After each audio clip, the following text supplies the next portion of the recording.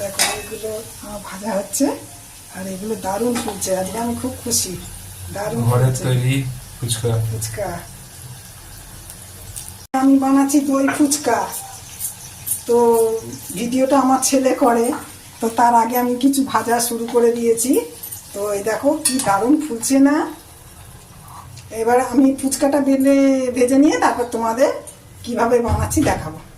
ও এক গামলা ফুচকা আর সাথে অনেক কিছু সরঞ্জাম রয়েছে। তো মা আজকে ফুচকা দিয়ে কি বানাচ্ছ? নর্মাল তো জল ফুচকা নয়। না, আজকে আমি বানাচ্ছি দই ফুচকা। তো দেখো এই যে ফুচকাগুলো দেখো সুন্দর। আমি অবশ্য প্রথমবার ফুচকা বানালো, কিন্তু এ দেখো কুরকুরে হয়েছে কিন্তু। দেখছো দারুণ দারুণ, আমি খুব খুশি।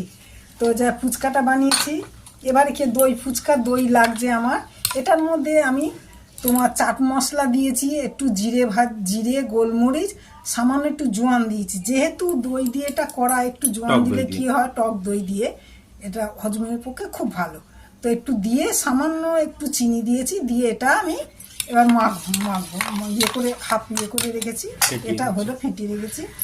শসা কুচানো আছে, ছোট ছোট করে পেঁয়াজ কুচানো আছে।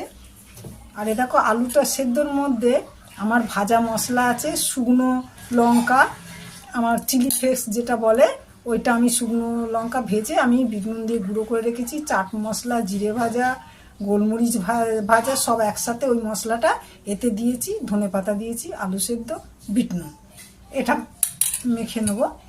আর এই ঘুগনিটা করা আছে, মটরের এটা করা আছে ঘুগনির মতো।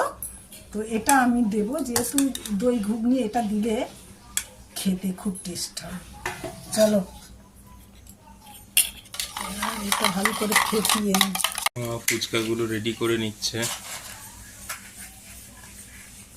আচ্ছা, আমি এবার আলু সেদ্ধটা প্রথমে দেব। আমার হ্যান্ড ওয়াশ দিয়ে ধোয়া পরিষ্কার। এগুলো খাবার জিনিস সবসময় পরিষ্কার পরিচ্ছন্ন করে ভালো লাগে। আগে আমি আলু সেদ্ধটা দিলাম, মশলা দেয়া,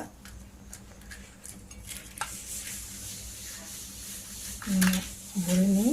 আমি মটরের ঘুগনিটা এর উপর দিয়ে আমি দিয়ে দিলাম।